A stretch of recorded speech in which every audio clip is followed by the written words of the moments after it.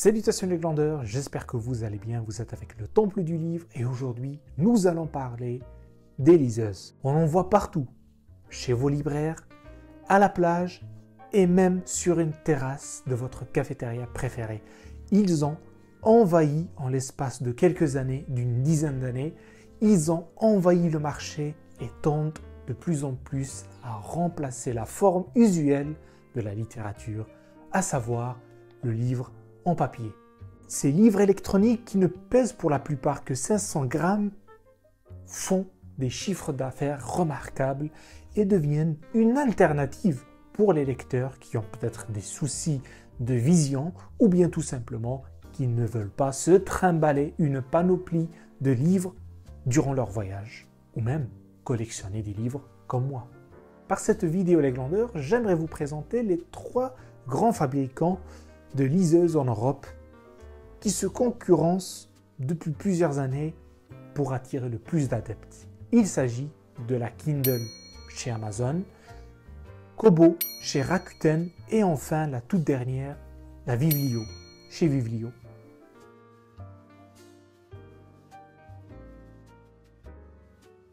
Kindle Scribe, Kindle Oasis, Kindle Paperwhite et même le modèle 2022, il y en a tellement et on peut rapidement s'y perdre dans ce dédale.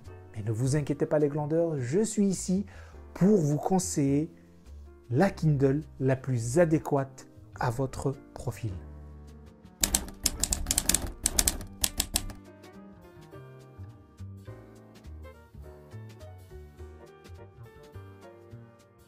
C'est le modèle le plus connu, le plus acheté et surtout le moins cher chez Amazon. Il faut compter une centaine d'euros pour acquérir ce petit bijou.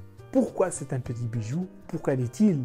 Tout simplement, il offre d'abord un écran 6,8 pouces largement suffisant pour lire vos classiques et pourquoi pas les contemporains. Bien sûr, cet écran garde toujours une résolution de 300 ppp, pixels par pouce. C'est la haute définition et c'est la meilleure qualité qui existe aujourd'hui au niveau des Kindle. C'est un écran sans reflet avec une promesse d'autonomie de 6 semaines. Ça fait largement l'affaire, même s'il faut prendre avec des pincettes les promesses et dire que c'est entre 4 à 5 semaines d'autonomie pour un lecteur assidu si vous voulez. Et le dernier point qui est essentiel, c'est qu'elle comporte 16 Go de stockage. Vraiment largement suffisant pour stocker vos livres. On est sur une 500 à 1000 livres par stockage. C'est vraiment suffisant que vous soyez un lecteur assidu ou même de temps en temps, vous allez pouvoir stocker vos livres, vos mangas, vos magazines sans crainte.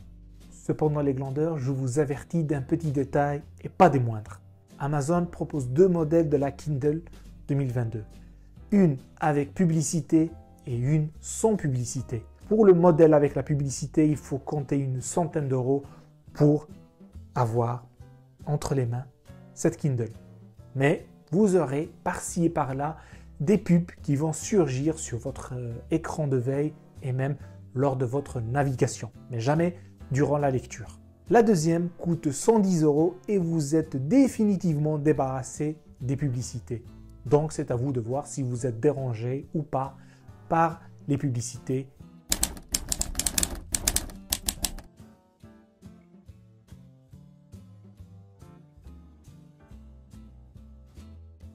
Deuxième modèle paru en 2023, il propose presque les mêmes caractéristiques que son prédécesseur, mais avec quelques évolutions.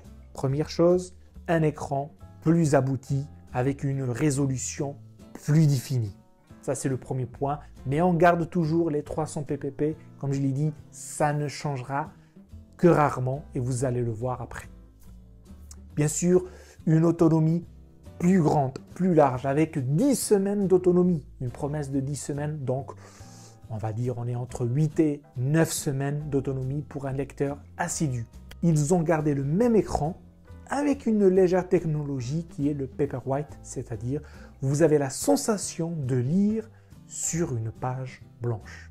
En plus, vous avez l'éclairage chaud qui offre une meilleure expérience de lecture. notamment la nuit. Les constructeurs ont ajouté la charge sans fil et ils ont augmenté la charge du stockage. On passe de 16 à 32 Go. Vous avez la possibilité d'acheter deux modèles, celui de 16 Go et bien sûr celui de 32 Go. Petit détail, cette Kindle est résistante aux éclaboussures d'eau. C'est une nouvelle technologie qui fait son apparition avec la Paperwhite de 2023. N'ayez pas crainte d'apporter avec vous la Kindle près de la plage ou près d'une piscine. Pour le prix de l'Eglander, ça dépend le modèle, celui de 16 Go ou de 32 Go, et bien sûr avec l'option pub ou sans pub. Et le prix, ça varie entre 160 € jusqu'à 190 €. C'est à vous de voir si vous êtes dérangé par les publicités, et surtout si 16 Go vous suffisent pour lire et pour stocker votre bibliothèque électronique.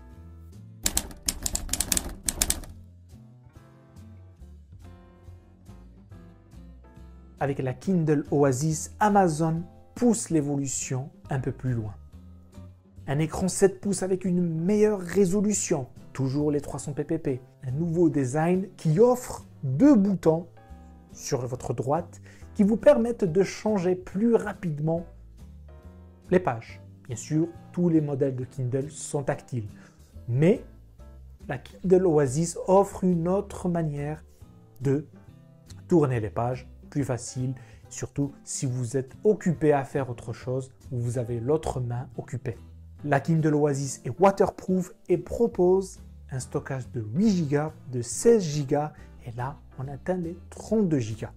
En sus, vous avez la possibilité d'utiliser les données cellulaires pour vous connecter directement sur le store d'Amazon et télécharger vos livres. Le prix, c'est assez chaud puisque nous sommes entre 250 € jusqu'à 350 € pour la version finale la plus poussée de la Kindle Oasis.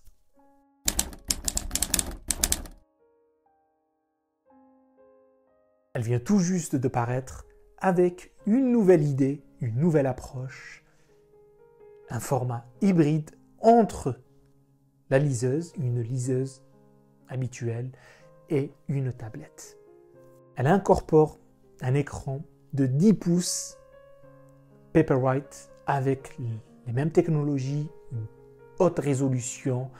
C'est vraiment le top du top en matière d'écran. Ici, le constructeur se base réellement sur l'écran pour attirer le plus d'acheteurs. C'est un écran qui va vous permettre de dessiner, d'écrire, d'annoter directement sur vos fichiers e-book. Comme n'importe quel carnet, vous allez pouvoir prendre des notes, enregistrer vos notes, dessiner grâce à un stylet qui accompagne la Kindle Script.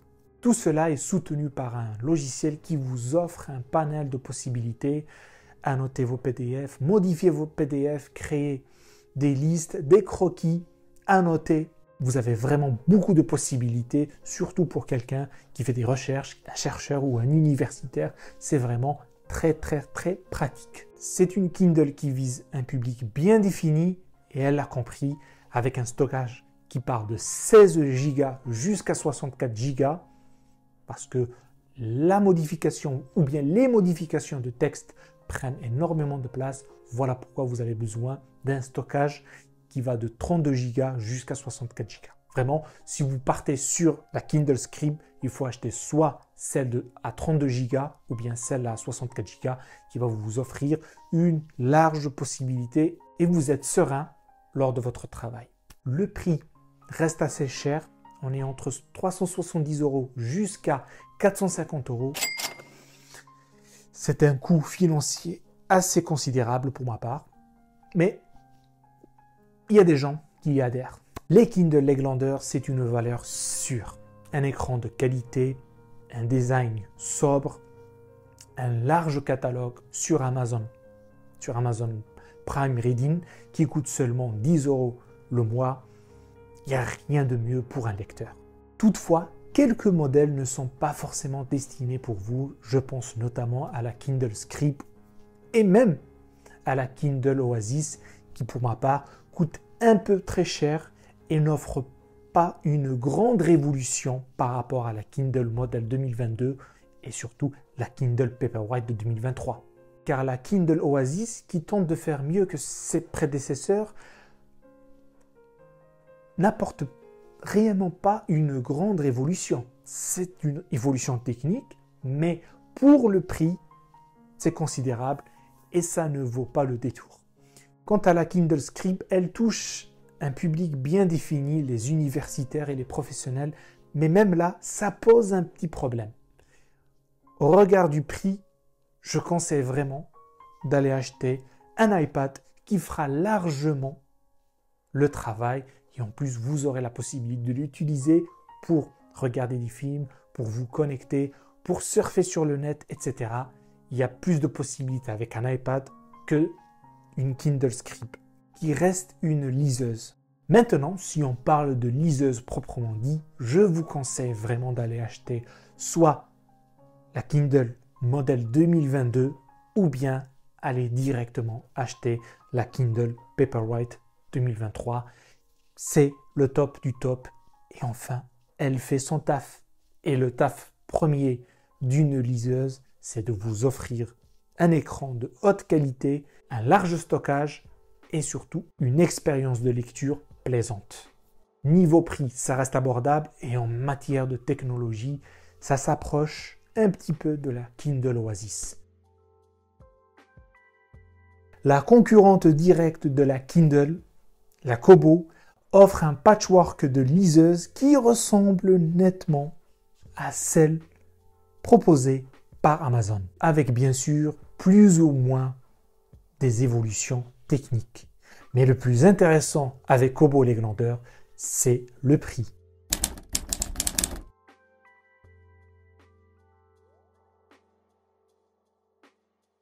Avec cette liseuse les glandeurs, Kobo a essayé de faire simple, mais très simple. Elle a compris les enjeux. Un écran de qualité de 6 pouces, sans reflet, un appareil léger, un stockage de 8 Go et une autonomie avec une promesse de 10 semaines.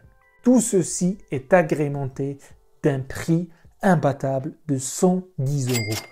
C'est la liseuse la moins chère du marché en 2023. C'est-à-dire c'est la liseuse qui est sortie en 2023 et qui est la moins chère de toutes les autres. Les constructeurs se sont dit, vous voulez une liseuse, vous voulez sauter le pas, on vous aide avec une offre de qualité et un prix imbattable.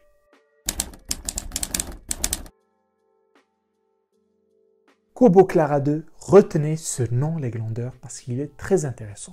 C'est un des modèles le plus peaufiné que propose Kobo. Un écran de 6 pouces avec une haute résolution HD qui dépasse celui de la Kobo Nia. Mais on garde toujours les 300 pp. Il intègre plusieurs fonctionnalités qui réduisent par exemple la lumière bleue durant la nuit et vous offre une meilleure expérience de lecture. Un stockage intégré de 16 Go pour mettre vos livres et pubs et surtout vos audiobooks. Vous pouvez écouter les audiobooks avec Bluetooth. Vous pouvez le faire avec les Kindle d'Amazon, mais avec la Kobo Clara 2, vous pouvez aussi le faire. Pour la Kobo Nia, ce n'est pas possible. Et enfin, elle est résistante à l'eau. Vous l'aurez compris les grandeurs, la Kobo Clara 2 est la concurrente directe de la Kindle Paperwhite 2023. Elle enfonce un peu plus le clou avec son prix de 150 €. Il n'y a pas de pub, il n'y a rien du tout, c'est la seule offre pour ce modèle-là. Kobo ne propose pas différents modèles de stockage, ni d'options comme la publicité.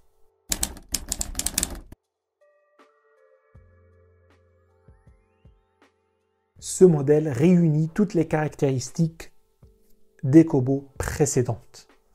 Sauf que nous avons droit, les glandeurs, à un écran de 8 pouces avec une très haute résolution et une qualité bien plus supérieure. Et vous pouvez, grâce à un stylet, prendre des notes, raturer dessiner des croquis et les envoyer directement sur Dropbox. Lire et annoter facilement, c'est le but recherché par Kobo avec ce modèle-là. Bien sûr, on gagne en autonomie et surtout en stockage avec 32 Go. Tout cela a un coût, les glandeurs. Et il faut compter pas moins de 300 € pour se permettre d'acheter la Kobo Sage. Il faut ajouter 70 € pour acheter le stylet officiel qui va avec. Je suis un peu déçu par ça.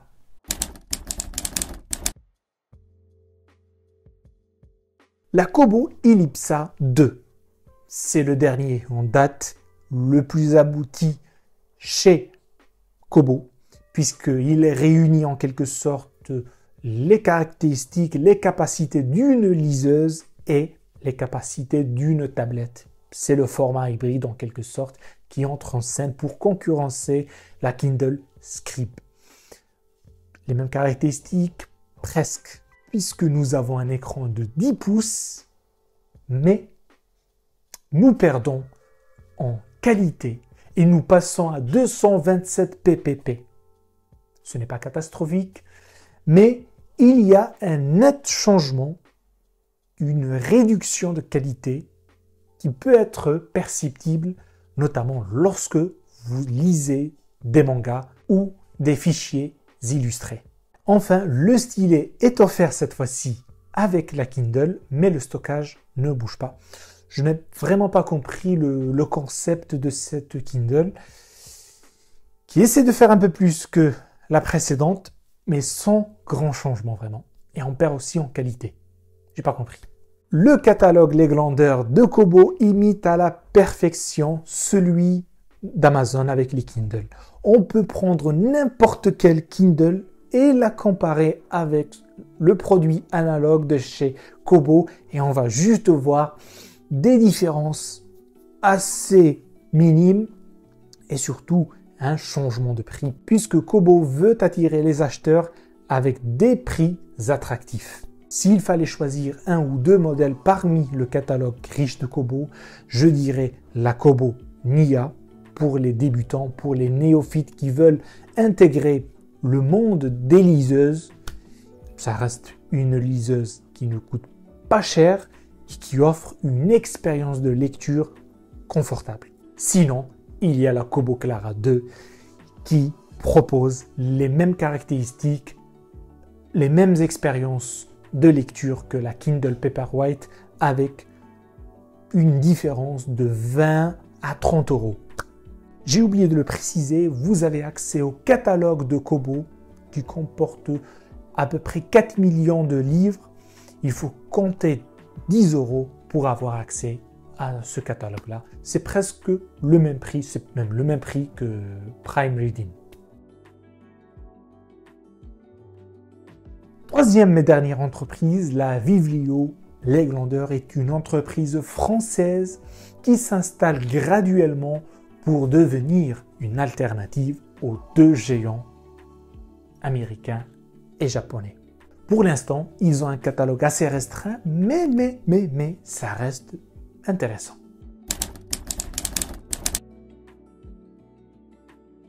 Premier modèle de la marque avec un écran qui tient la route, une résolution acceptable, mais là nous avons 212 pp. On a vu mieux, mais on garde une forte autonomie, une promesse de 10 semaines et un stockage de 8 Go sur lequel on peut ajouter une carte SD. Ça, c'est une bonne idée. Pourquoi elle n'a pas été appliquée ou utilisée chez Kobo et Kindle, je ne sais pas. Ça offre plus de possibilités lorsqu'on peut ajouter par nous-mêmes une carte SD sur laquelle il y a nos lectures, nos e-books. Il supporte plusieurs formats d'e-books et surtout d'e-books illustrés. C'est le point fort de Vivrio. Pour le prix, on est sur du 120 €. C'est la deuxième liseuse la moins chère du marché.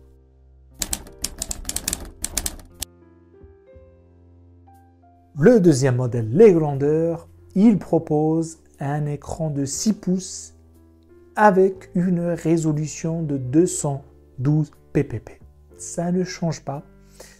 Il y a toujours une forte autonomie, léger, et le point le plus essentiel, si je peux dire, c'est la lecture d'un plus grand format EPUB, PDF, layout, des e-books illustrés. Vous pouvez tout faire fonctionner sur votre Vivlio. Ainsi, vous pourrez lire vos mangas, vos magazines et même votre littérature sur la Vivlio dans un stockage de 8 Go qui n'est pas extensible. Cette liseuse coûte 130 € et pour la version bronze qui coûte 170 €, vous avez un écran de 300 pp. Il n'y a pas photo, les glandeurs optez pour la version bronze qui offre un écran de qualité qui suit la concurrence.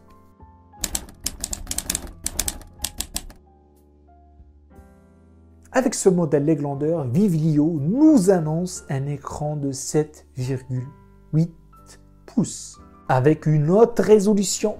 Là vraiment on est sur de la haute qualité et enfin on a atteint les 300 pp. Elle conserve bien sûr les 2 boutons en bas qui vous permettent de changer les pages comme les versions précédentes, mais elle est un peu plus légère. Et oui, 265 grammes le poids d'un livre de poche. Le format pris en charge s'agrandit un peu plus et là nous passons à un stockage de 32 ou allant jusqu'à 32 Go. C'est parfait, c'est vraiment parfait. Niveau batterie, on est sur une promesse d'1 mois d'autonomie. C'est peut-être les premiers à avoir fait ça. Je n'ai pas vu d'autres modèles qui proposent ou qui promettent 1 mois d'autonomie. Voilà, ça frappe fort avec ce modèle-là. Donc vous avez 1 mois d'autonomie.